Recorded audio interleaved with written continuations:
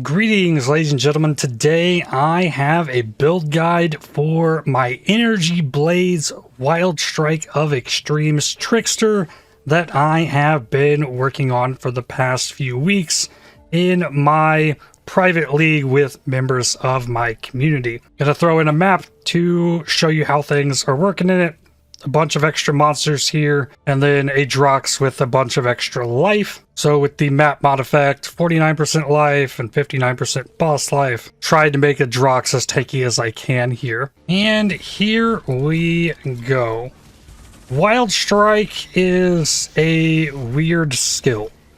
It chooses one of three different types of attacks. There's a chain lightning attack.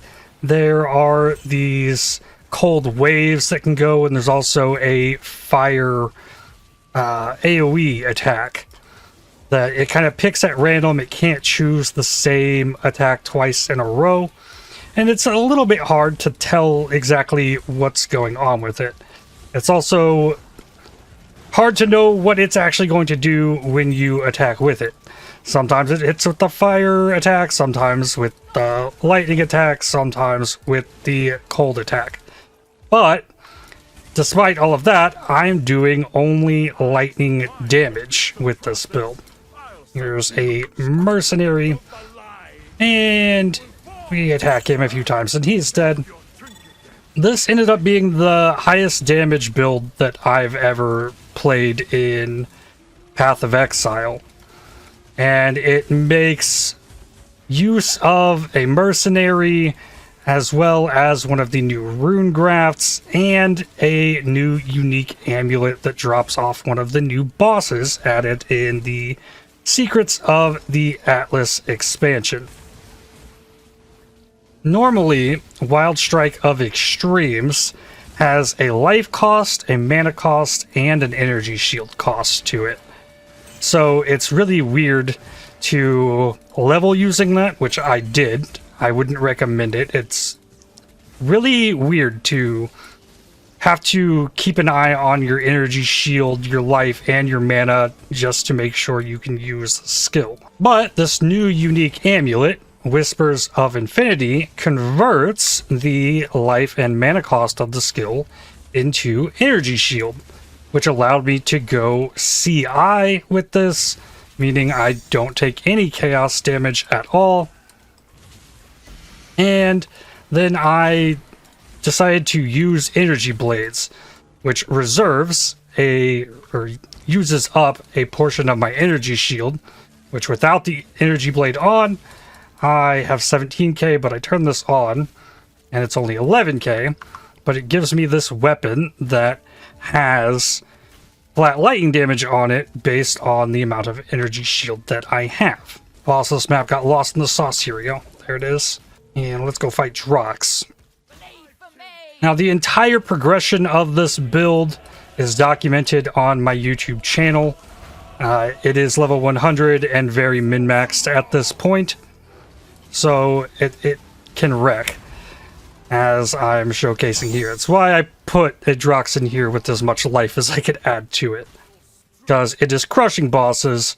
I took down all 7 Ubers with it fairly easily, and this build has been a blast to play. So if you want to see how I got it to this point, all of that is there in previous videos in this series. But for today, I'm going to go over what I was able to create with this. At this point, I know several people have expressed interest in playing this build, so I'm going to show you as far as I was able to get this min-maxed in my group self-found league. So I briefly mentioned it earlier, the Whispers of Infinity Amulet. Skills cost energy shield instead of mana or life, as well as giving you a bunch of energy shield, reducing your max mana, and giving you some flat chaos damage per mana. So if I hover over my skill here, there's a tiny bit of chaos damage there, but it's mostly just lightning damage. 3k to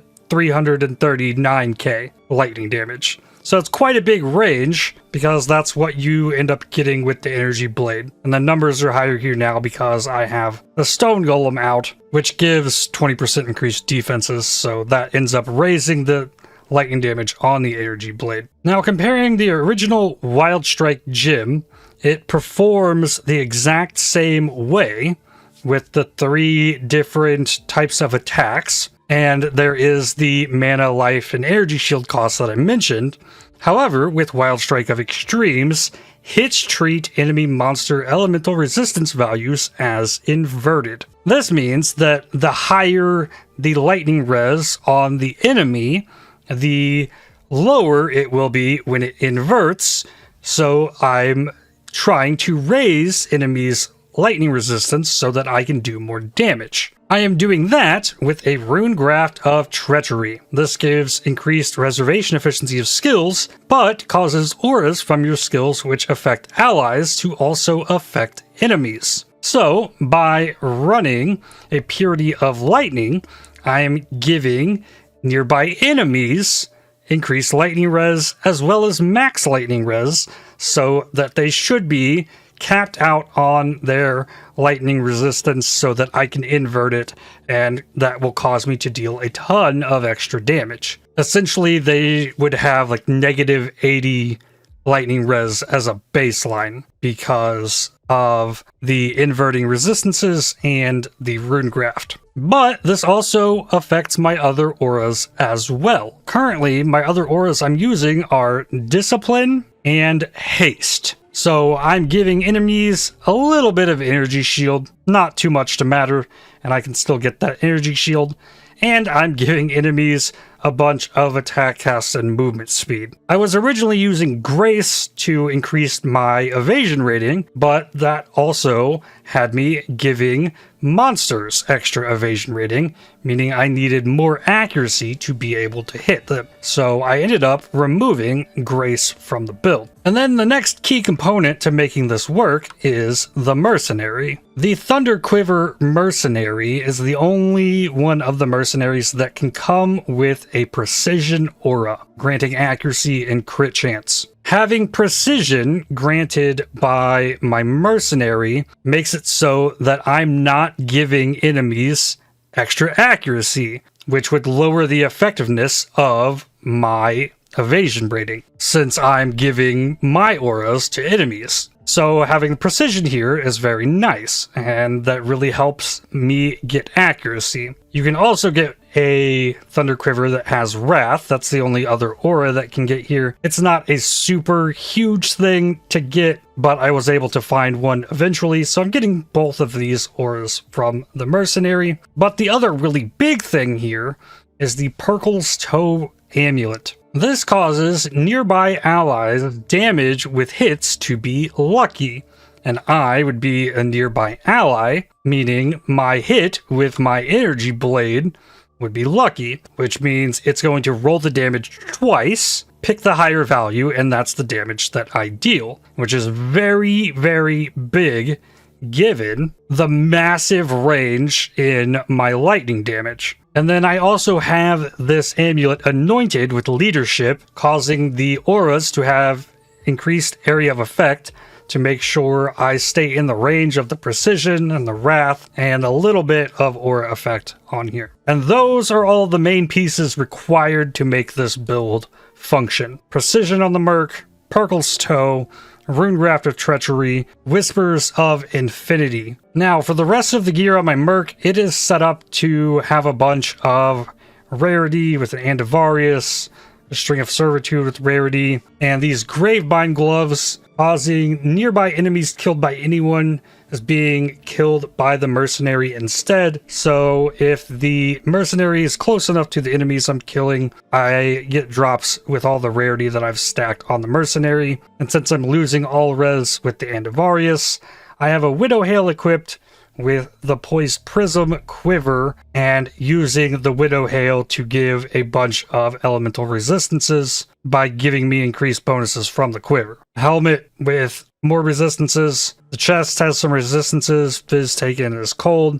This could have aura effect on it. I never got around to that. And then I have the Squirming Terror ring here causing my Merc to spawn worms every 2 seconds. And I will get into why that is needed later on here. But now for my gear. My weapon is currently an energy blade, but the weapon I'm actually using is just a random weapon that I hit with a hollow fossil to give it an abyssal socket. The rest of the mods on this weapon do not matter at all. When I get the energy blade, I can still use the gems that are socketed into it as well as the abyssal socket. So the abyssal socket is the only thing that the weapon I have equipped is actually giving me. And in here, I have a jewel with 35 ES, a little bit of dex. Corrupting blood cannot be inflicted on you, and you cannot be hindered, which is a nice extra bonus.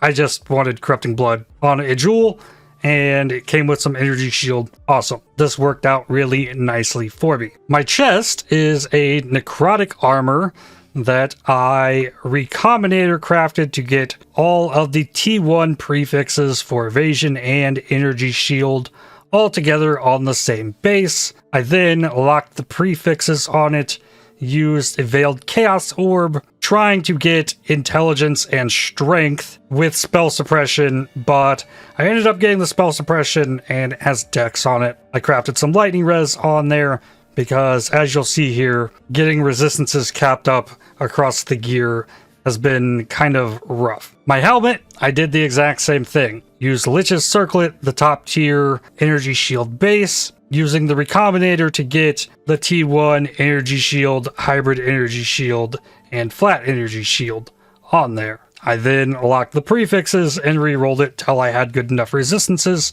and then crafted some strength and intelligence. With the shield, I recombinated this as well, but I did not need all 3 energy shield prefixes. Here I opted for an intelligence T1 roll in addition to the flat energy shield and percent energy shield. I needed an extra open prefix here to craft +2 to level of socketed support gems, and since I had the extra slots, I also got some spell suppression here by multi-modding this. This shield is actually a really big deal, and I'll come back to it when I'm going through the gems. My boots are Warlock boots. I did not Recombinator craft this. This was actually the very first memory-influenced item that I found, and it ended up rolling like this. Lots of energy shield that had the movement speed, 2 big resistances, and that was just insane. So I've kept that around. It found its way into this build. It could have more energy shield on it, could have better resistances, could have intelligence, but that ended up working out for me. My belt that I'm using is also not quite perfect, as it is a synthesized belt that has a 10 to 12% increased intelligence on it. You can get synthesized belts that can roll up to 15% increased intelligence, but I was only able to get my hands on one of these. And then with catalysts, I qualityed up the attribute modifiers. Then I used an essence to force intelligence onto the belt until I was happy with all of the suffixes, giving me fire res and some strength there. And since I had the suffixes locked in, I then used Wild Bristle Matron Beasts to craft suffixes cannot be changed onto the belt without having to spin the divines, and then went to the harvest bench and re-rolled for elemental damage with attack skills. That's the only attack mod that can show up on the belt, hoping to hit energy shield, which I did, and then I crafted some extra damage on it as well. So this belt wound up being very, very nice, though you could definitely get better in a full-on trade league. Every single bit of the gear I'm wearing could be made better having access to all of trade. But then my ring here has T1 intelligence on it with 2 resistances that I absolutely needed. I got a T4 energy shield on it, crafted elemental damage with attack skills, and then I used catalysts to increase the resistances on this, as that's what I ended up needing here. I'm still missing a Crusader Exalted Orb to try and craft another prefix on here that can give percent energy shield, but the prefixes could definitely be better on this ring. The other ring that I'm using is Shavron's Revelation, boosted up with defense modifier catalysts. In the left ring slot, this causes me to not be able to recharge or regenerate energy shield, gives me a bunch of flat energy shield, and 40 mana regen per second. So because of this ring sitting here in my hideout, if I use skills, like I'm using my energy shield for that, but I can't recharge this in any way at all. I need something to leech or to kill something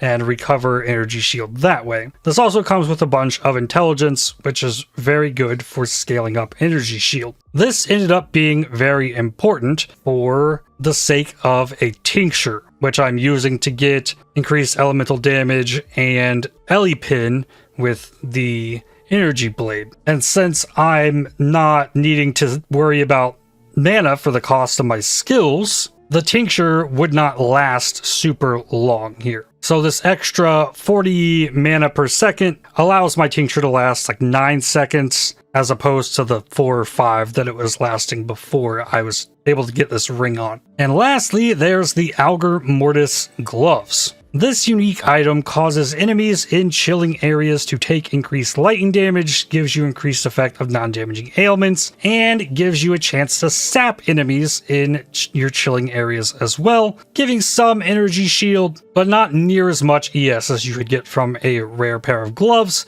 But this ends up being huge for both damage and defense, as sap causes enemies to deal up to 20% less damage based on the lightning damage of the hit, and I do really big lightning hits with this build. I still have not been able to get a corrupted pair of these with Frenzy Charge and something else that doesn't brick my build. If it comes with a curse on hit, that's bad, but ideally a double corrupted pair of Algar Mortis with +1 Frenzy Charge and attack speed or percent energy shield or +2 AoE or aura gems, kind of like I have here, is ideally what I'm looking for there, but that's going to require corrupting more of these. And later on, when I get into POB, I will show you the difference in what a pair of rare gloves can provide here as opposed to these Algar Mortis gloves. Next up, let's go through the gym links.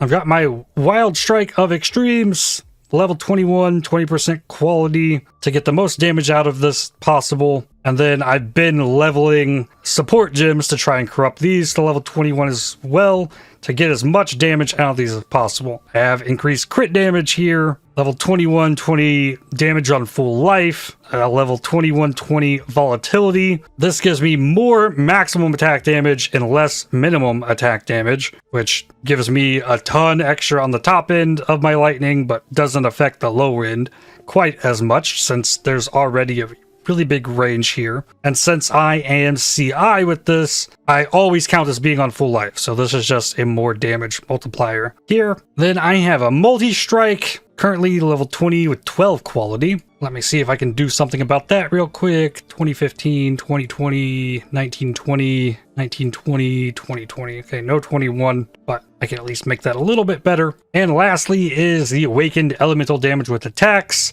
which at level 5 causes supported skills not to be able to reflect damage to you. So I can run Ellie Reflect with this build because I have this Awakened Ellie Damage with Attacks gem. I don't have an Awakened Multi-Strike yet. That would be ideal for sure, but I was not able to get it yet, and it's not necessarily needed as the build still deals tons of damage. So the next big thing here is the Energy Blade. I'm going to pull it out of here for a second. A 20 quality Energy Blade grants 45% less maximum energy shield. It's normally 50, and you take 5% off of that with quality. So increasing the quality on the Energy Blade causes it to reduce your energy shield by less. So here I have a level 4 Enhance that is gaining an additional 2 levels from this shield, which ends up being another 16 quality added to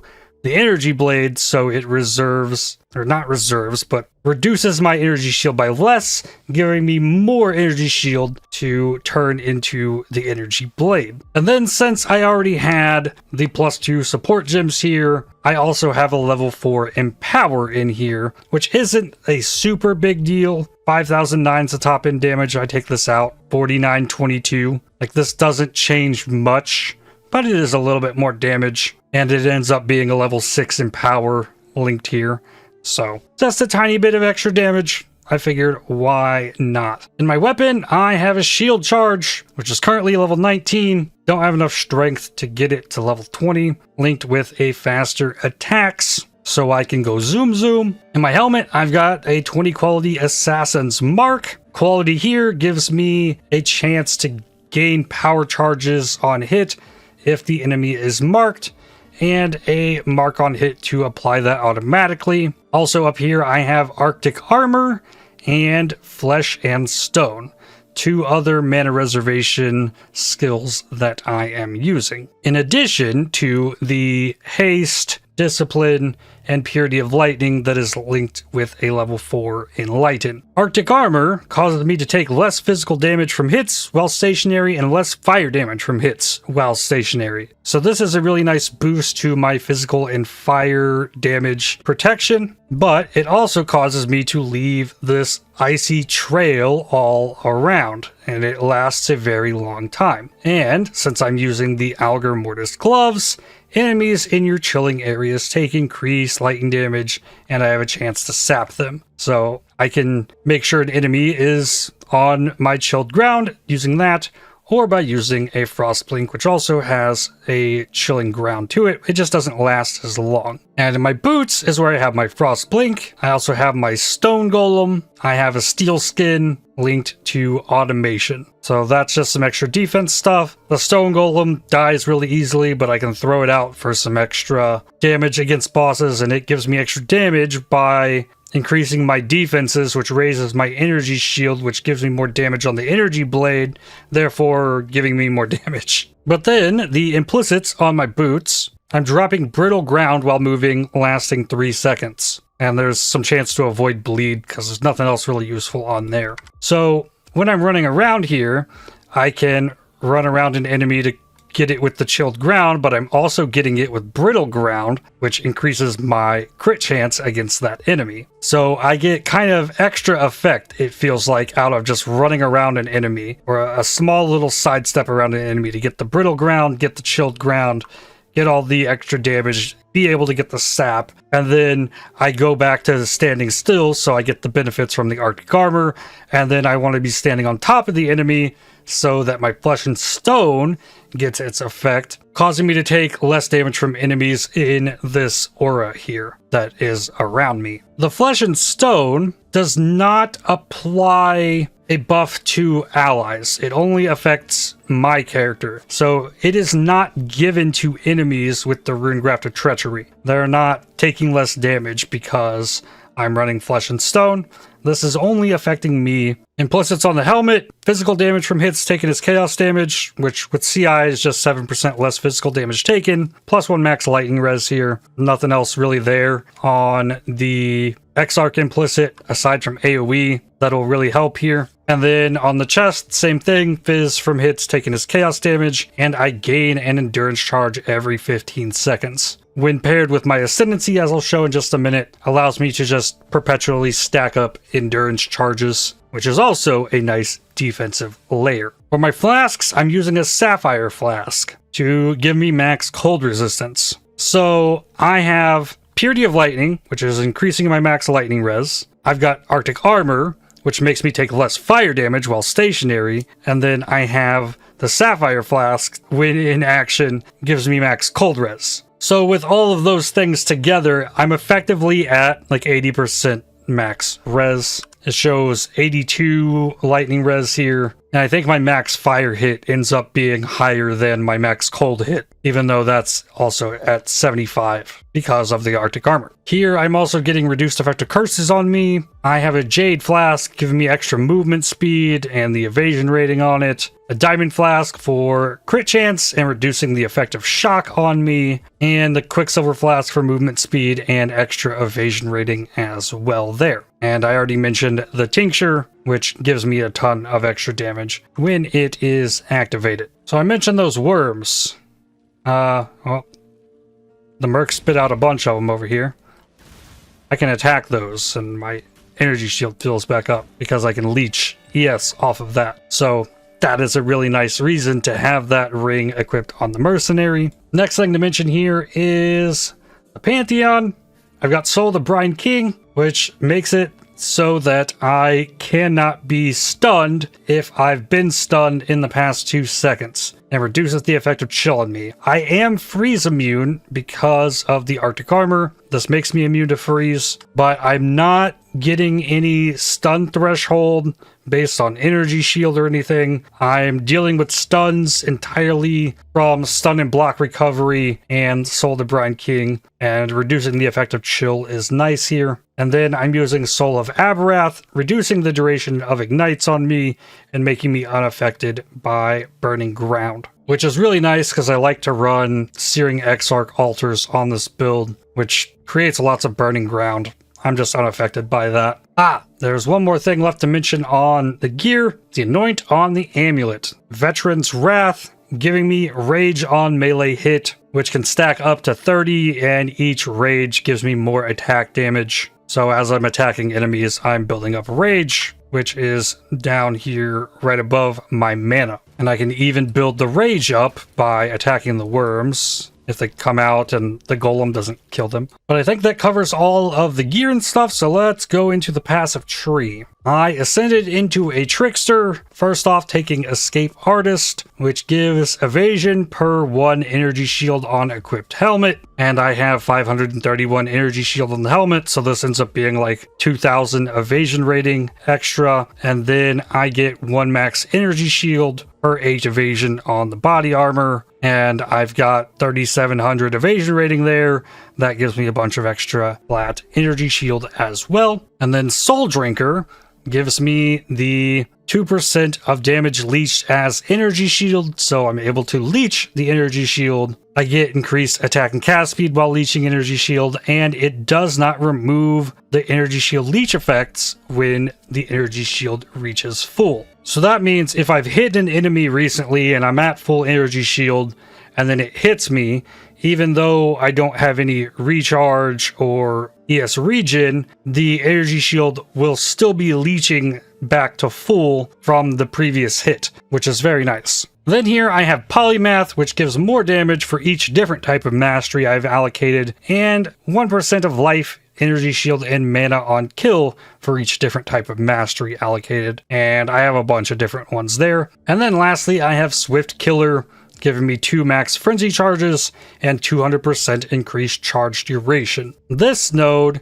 is what is allowing me to gain the endurance charges every 15 seconds, and then I get the increased charge duration, and that allows them to just stack and they never run out. And this also makes it much easier to keep up my power and frenzy charges with that duration as well. One step ahead here, increasing your action speed is nice, lowering enemies' action speed, it's kind of cool, but I wound up getting more benefit from Swift Killer instead. Now, this passive tree has gone through lots of different changes as I continued to iterate on the build. At one point, I was pathing all the way over here for Sovereignty, getting Energy Shield along this whole path, stacking Intelligence wherever I could. So again, I'll mention previous videos in the series. Like, if you want to go through the full progression of the build, I documented every bit of it in those videos. But this is how the tree ended up looking. Pathing around through the Intelligence saves a point from pathing through the evasion energy shield nodes. This winds up saving a point. And since I'm scaling up intelligence, this works fairly nicely. And you could also like path here and bypass these crit nodes if you were able to get crit chance enough elsewhere. But I ended up needing this crit chance, and there's also int here. So I path through assassination to cold-hearted calculation, and that brings us inside the Light of Meaning. This is giving me 3% energy shield for every passive skill allocated in its radius. And I have a lot of different stuff allocated in here. So this small node, while normally is just 20% crit chance, it also gives 3% energy shield. Here I'm getting damage, intelligence, mana regen, 3% energy shield. Elemental damage increased effect of non-damaging ailments, also energy shield. Energy shield on kill, and some spell suppression and resourcefulness, as well as normally 10% energy shield, but it also gets the 3. I then path through Soul Thief, which gives evasion and energy shield to get to the outside edge, which will be how I path around the rest of the tree. And on here, the mastery that I've taken is 1% increased evasion rating per 5 intelligence, but I do not get a bonus to evasion rating from dexterity. My character has 845 intelligence and only 236 dexterity. So this winds up scaling my evasion better than dexterity could, and that is the first mastery for polymath, an evasion and energy shield one. The mana nodes I have here, I'm taking only to get to the mastery for the increased mana reservation efficiency, and this also happens to be inside my Light of Meaning. So I get extra energy shield from this. I recover 2% of mana on kill, which helps to sustain my tincture if I'm fighting a bunch of enemies, but that is a second mastery for me. Pathing in here for the jewel socket, I also grab an extra power charge. I never found a good way to get into this extra frenzy charge. The nodes are just more useful elsewhere than getting these. But then I have an accuracy cluster, a depth perception. This gives crit chance and accuracy and energy shield. The mastery here gains accuracy rating equal to your intelligence, which again, 845 int, 845 accuracy, making great use of all of that intelligence. Next here is the leech nodes, Clever Thief, which gives attack damage, leeches life and mana, which I can make use of the mana leech a little bit, helping to deal with the tincture, but then I get 5% of my leech as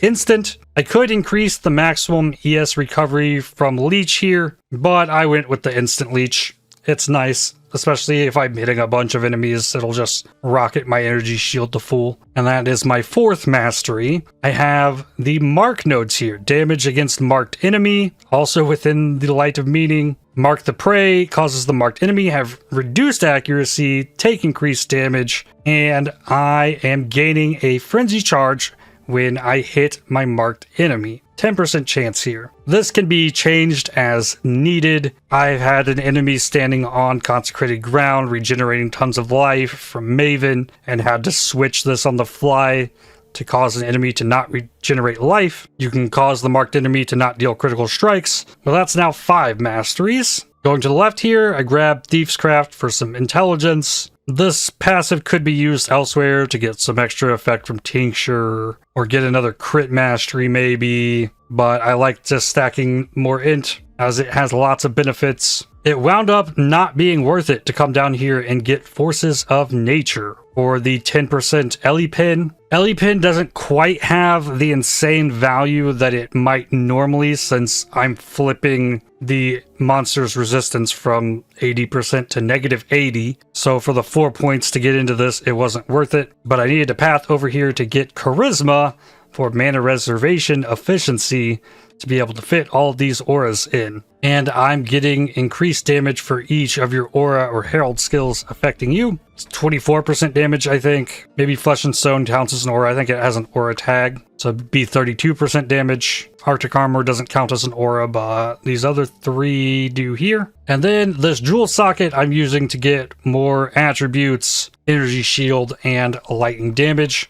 For a long time, I was using an energy from within jewel in this jewel socket, and that just broke me on strength because I'm very strapped for the attributes. This jewel causes life nodes in radius to be converted to energy shield. So it makes the evasion and life nodes into Revenge of the Hunted give evasion rating and energy shield instead of evasion rating and life, giving you 10% spell suppression on full life, which is always because of Chaos Inoculation, and then gives you the option for a mastery here or extra evasion rating from the body armor. That was really nice, but once I was able to get the energy shield Light of Meaning, I didn't need as much energy shield scaling, so I wound up switching that to this jewel here. One of the first things I rushed to get when leveling this character was multi-shot, which doesn't affect things too much. It gives me an extra projectile when the Wild Strike fires its cold, but I needed non-vol strike skills target one additional nearby enemy. This makes it so like I don't actually have to hit the enemy with my sword.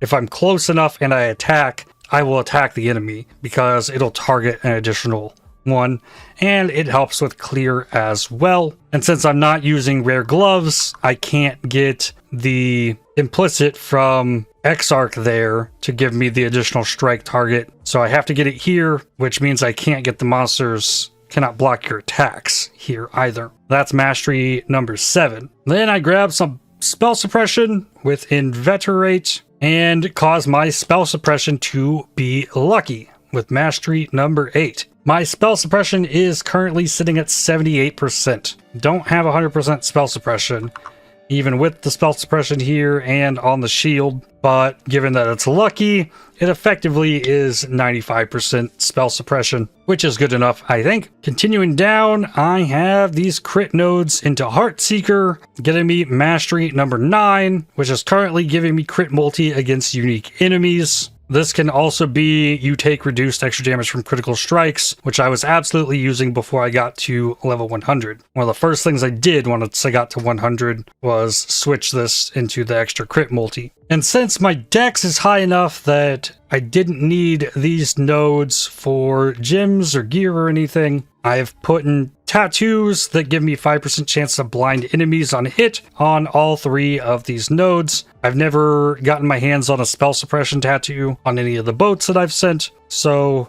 I just have some blind. 15% chance to blind is really nice. Gives me increased effect of my evasion rating and requires less accuracy for me to be able to hit the blinded enemy. And in this jewel socket, I have my Watcher's Eye, which is giving me attack damage while affected by precision, energy shield recovery rate while affected by discipline, and onslaught for 4 seconds on kill while affected by haste. That's probably the most important mod there. The ES recovery rate will affect leech, and I am being affected by precision from the Merc, so I'm gaining benefit of all 3 of the mods here, but the onslaught is a big one. And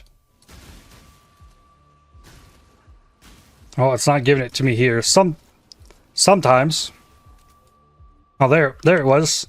That one gave me onslaught.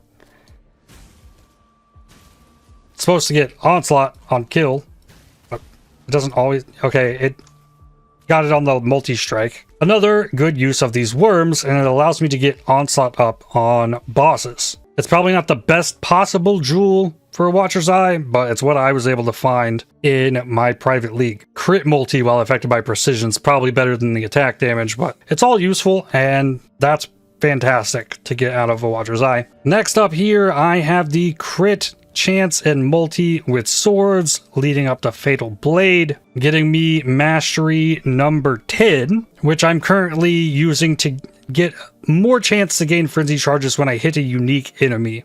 Make sure those frenzy charges get up in boss fights. There's also a mastery here. You could reduce enemy chance to block sword attacks, which would be nice if needed, but I've been re-rolling any monster block on maps. And then now for the top side. I have Ghost Dance. If I get hit, I recover some energy shield, up to 3% of my evasion rating. I don't think this node is super useful. It is an extra little bit of ES sustain, but with the leech recovery that you have, it's not a super big deal. And then I have these lightning nodes into arcing blows, which gives me 8% lightning pin and increased lightning damage with attack skills. And this is where I have my rune graft of treachery applied to a mastery here. Can't really look at it on that one, but I also have Ghost Reaver, leech energy shield instead of life. Maximum total ES recovery per second from leech is doubled, and I cannot recharge energy shield, which I was already not able to do with Shavron's Revelation, so it's not a big deal to take that. As long as I'm hitting something, I'm leeching my energy shield to full. I have Written in Blood, which is giving me 10 strength, which is very useful. These are also energy shield nodes and gets me mastery number 11, the energy shield mastery. And here I'm getting 100% increased energy shield from equipped helmet. So another 531 energy shield from that. Very nice. Up here I have Chaos Inoculation, which makes my life 1, makes me immune to chaos damage. I am grabbing Influence. There's a mana reservation efficiency node I needed in here. Extra aura effect is nice, giving me more energy shield, more lightning res, more max lightning res, all good stuff there. Then I have another set of lightning nodes in high voltage, increased crit chance against shocked enemies. There's some crit multi there. And here I'm getting the 15% max effect of shock. And here you can see the other lightning mastery that I took. Fizz damage converted to lightning, it didn't matter. I just needed to take something here so that I could apply the rune graft. That's mastery number 12. And then I have Utmost Intellect, increasing my intelligence, giving me 5% more increased attributes here for mastery number 13. Those are all different masteries. Attributes, lightning, auras, evasion, ES, swords, attacks, spell suppression. They're all different. So that ends up giving me 26% more damage from polymath, and I recover 13% of energy shield on kill, which is a lot. That's a pretty big deal, especially when there's no regen, no recharge. It's just leech and the ES on kill, but it's a lot, so that's good. And then I'm grabbing Throat Seeker, more crit multi. Crit multi is very good at scaling this once everything is set up, especially with the lucky damage from the Merc with the energy blade. And then lastly here is the Cluster Jewel. It's currently going through the 4% mana nodes. It could be down here going through the projectile damage. Projectile damage only affects the cold attack from it, so it doesn't really matter. But this is a 12 passive item level 84 lightning damage cluster jewel. Item level 84 allows you to roll small passive skills, have 35% increased effect on this. And I tried to fracture that mod to recraft something better here, but I ended up hitting the 3% damage on it. It rolled with +4 all attributes and attack and cast speed with lightning skills, which is not bad. You can get int and energy shield on this, ideally with the attack speed and the 35% increased effect there. But it was good enough to work. It winds up giving me 5 all attributes per node, 4% damage, 16% lightning damage, and it isn't enough attack speed to scale up. I'm pretty sure you can get a 3% there, which would increase these to 4% attack speed per node. But this ends up giving me 50 all res across all of these nodes. And then I have jewel sockets here, 9 all res on this one with energy shield, strength, and int. Ideal jewel. The ideal jewel here is % energy shield, 16 intelligence, and 2 crit multi mods on there. In an ideal world, that's what my jewels would be. The other one here has % ES. It has dex and int, extra damage, and lightning damage. The jewels are probably the spot there's the most chance for growth on this build by stacking even more crit multi there. So now, just a few more things before I jump into a Simulacrum here. Wild Strike is a prismatic gem, meaning that you can get jewels that will limit the different options from being chosen. That is done by vendoring a 20% quality prismatic gem, like this Wild Strike. It can't be corrupted. And then 2 different rings. Sapphire and Ruby ring will give me the Viridian Jewel, which will prevent the lightning skill from being used. And there's different combinations of this. This one would prevent the fire. This one prevents the cold. The lightning version of the skill, which chains to 7 enemies, is the least effective at clearing stuff. But to prevent the lightning attack, I would need this combat focus, require me to get 40 dex and strength in the radius of the jewel, and it has skills deal 50% less lightning damage, which that's not good. Don't want that. So this really wasn't a good option for me. My jewel sockets could just be used better in other ways than by prohibiting one of the different attacks. It all deals insane lightning damage with how I have this set up, so don't end up needing these. But then let's open this up in POB. The link to this is in the video description. And like I was mentioning, my lightning max hit with 82 lightning res is 108k. My cold max hit with the flask up, which is at 80% cold res, as shown down here, gives me a 99k hit, but with 75 fire res, my fire max hits 102k, which is higher than the 80% resist because I'm standing still with the Arctic armor. So it's a really weird way I'm getting the resistances with the aura for the lightning, the flask for the cold, and the Arctic armor standing still taking less fire damage for the fire. On the configuration tab here, I have the auras from my Merc added in here, accuracy and crit chance from the precision, the flat lightning from wrath, and the lucky damage down here. If I highlight all this and remove it, I go from 74 million DPS to 42. That is how much I'm gaining from the Merc being around. So it's actually a really big deal, that Merc being there. And I have all the boxes tipped for enemies blinded, enemies chilled in a chilling area, allowing me to get the sap at 20%, a 65% shock.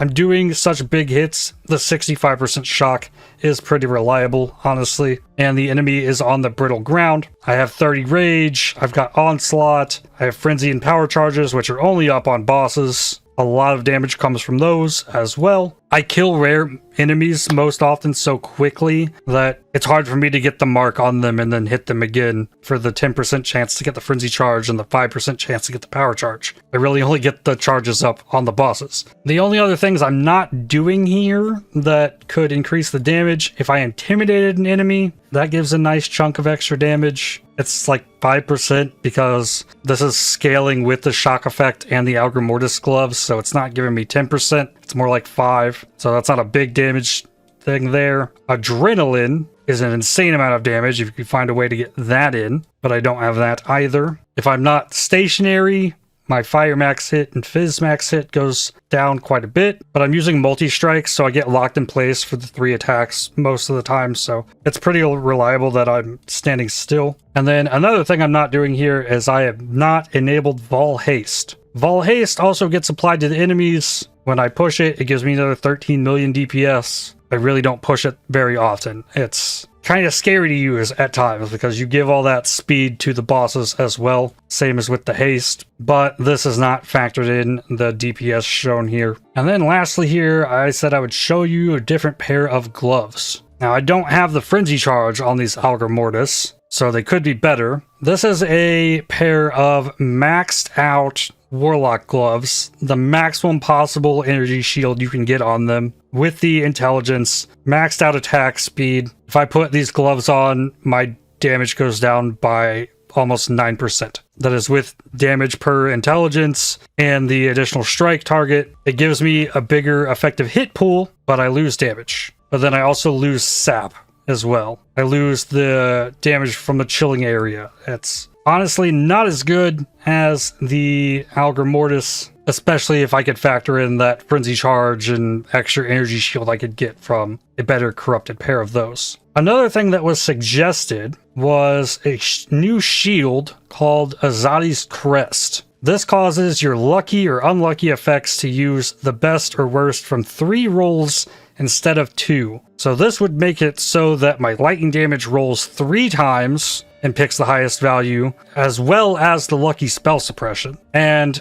this would lose me 393 energy shield to do, and it drops me to 68 million. So you can get a ton of damage out of this shield, but it's nowhere close than what you can get with the +2 support gym titanium spirit shield. It ends up being very good, but the Azadi's Crest is a solid budget option to get this going. And I think that pretty much covers everything. Again, I took down all of the Ubers yesterday. That video is out there. I am going to switch this crit mastery for reduced extra damage from crits, and we're going to try to push the limits with a Simulacrum here. And another thing that I can do here, which I'm going to do for this because I don't think the rarity is going to matter much for the rewards I get here. With my Merc, I can take off my Andivarius, give it a bunch of extra resistances, take off this rarity belt, put on the Combs Binding, so it converts 25% of nearby enemies' fizz damage into fire, which helps with the fizz protection, and then I can remove the bow. Resistances are all good, but since it doesn't have the bow, it's not going to use any of its attacks, and it'll stay closer to me, and it can no longer attack the worms. So those worms will be there for me. The first handful of waves of this are basically going to be free. We'll probably jump back into this like at wave 12 or something. Here's a wave 7 Kosis. Sidestep him, get the brittle ground, chilled ground, easy. Split personality, int and armor. Megalomaniac, arcane surge effect, damage with bleed, spell block, attack block. Starting into wave 10 now. I believe like further than wave 10 on the Simulacrum is deemed like aspirational content in the game. It's kind of like your Blight Ravaged maps, your upgraded Legion emblems, and whatever the breach stones are called. Like, there's some really hard stuff in the game, and this is one of those things. Pushing into the deeper waves of this. Enemies get super tanky by way of like reducing the amount of damage that they take by pretty substantial numbers. So I might not survive this. I might not pull this off, but going to try nonetheless. You also have no say in the mods that come on it either. So 10% Ellie pin, reducing the effect of my mark, therefore making it harder to get power charges up, which I still don't have charges. But yeah, wave 11, stuff's getting even tankier. And even with a build that has as much damage as I do, this can get kind of crazy. Another thing you could do is Quartz Flask, I think. There's an Omniphobia showing up to the party. I need to get close to him. And down he goes. And I got my frenzy charges, but like I said, the reduced effect of curses reduces the effect of the mark. So I basically can't get power charges up. Wave 12, less effective curses. Same thing, pretty much. But they're going to be even tankier this time. Oh, there's a Soul Eater. I gotta keep moving. Not be in that bubble, ideally.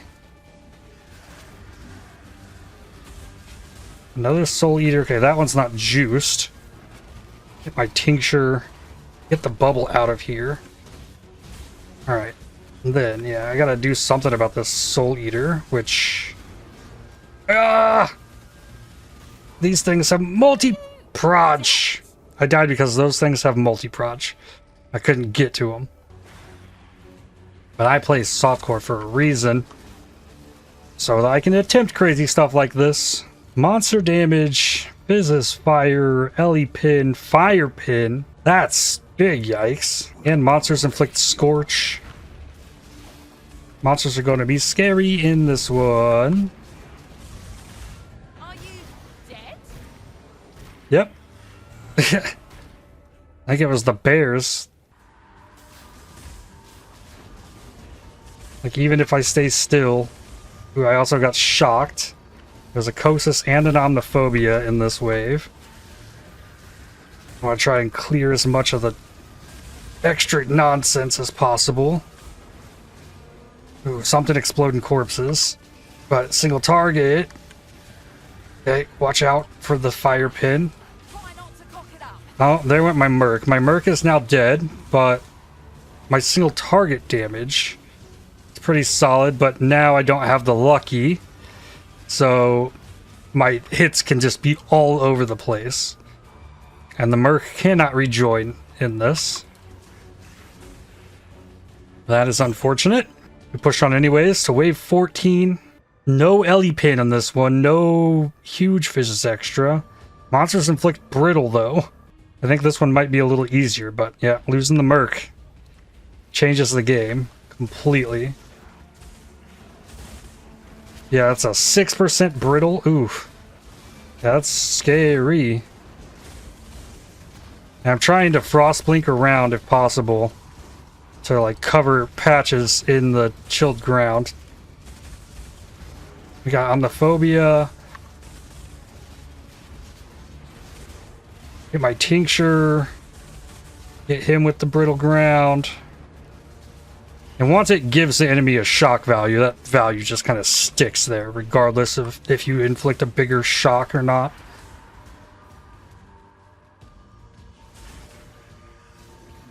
Alright, let's go for Kosis. Okay, there went up to 34. Broke his ES really easily. It's gonna hop in the bubble. Yeah. 20% Ellie pin is a little much. But yeah, I've been stuck at that 34 shock. Like, I feel like I had to have hit something bigger somewhere in there. Wave 15 has 194 Fizz as fire with extra damage and speed. Chance to remove my charges, which I should just go since I have them. The last time I attempted a Simulacrum, I think I failed on wave 14. I was at level 98, so I've improved the build a lot since the last time I tried this. And it is seeming much more possible to do this than it was then. Ah! I get that ES recovery on kill. Like, I could take a hit.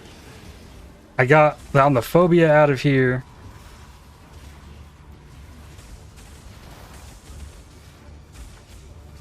All the things. And I haven't used my Vol Haste at all. I had to sidestep him again. Yep. There we go. That will be a wave 15 clear. I died to 4 rare or magic enemies standing on these stairs with multi-proj. That's how I died.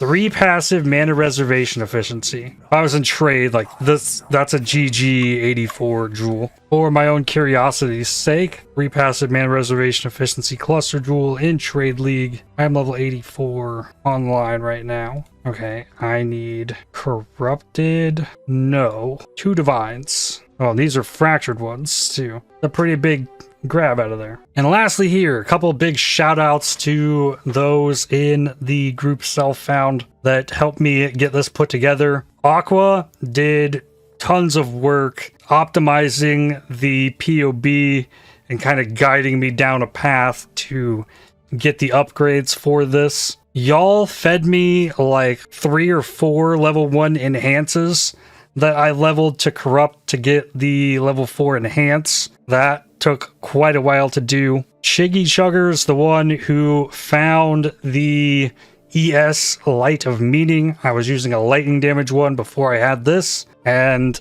my rituals were not giving me King in the Mists, so he hooked me up with that, as well as the Int belt that I then crafted up. And then Desdi has been doing lots of magic finding and saving me all of the Algrim Mortis gloves that roll 33% increased lightning damage or higher so that I can keep making temples and corrupting them. I've corrupted a bunch of them. I got 2 more white socket ones here. I did finally hit a frenzy charge, but it came with cursed enemies with despair. So that means I don't ever get to apply my mark, or I could apply the mark and then the next hit will remove it to curse with despair.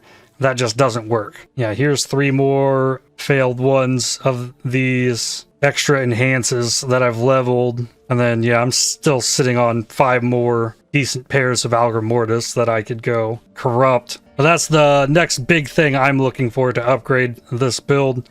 It is the Frenzy Charge with something else that doesn't brick the gloves. Crusader's Exalt to gamble on a prefix on this ring and try and get an Awakened Multi-Strike and craft better jewels. That's pretty much where I'm at with this build. But I'm also going to switch my focus away from this build and into the Gauntlet and into new builds coming in the future for the rest of this league. So that's why I put together this build guide for you guys. I hope you all enjoyed it and found it useful information. It's a very fun build, very, very powerful. A build that you could not really play prior to Mercenaries League with the new amulet and then the rune graft of treachery allowing you to give a purity of lightning to nearby enemies, and is super cool. And then the wild strike of extremes to make actual use of that. Very good stuff if you're looking for something to toy around with this league. Oh, and one more thing I should look at here. What about an ephemeral edge? Would that work? Let me slap that on here. Go to my skills. Turn off the energy blade. Ooh, 28 million DPS. But I had 74 with the energy blade. So yeah, not that. And the damage jumped up a bit with the quality on the multi-strike. But that's going to do it for this guide. I'd like to thank you for watching. If you enjoyed this video, definitely hit the like button as it really helps the channel out a lot. Subscribe to make sure you don't miss more videos from me. If you'd like to help support my channel, please consider using the super thanks, the heart icon just below the video, or by joining to become a member. And I'll see you on the next one. Cheers.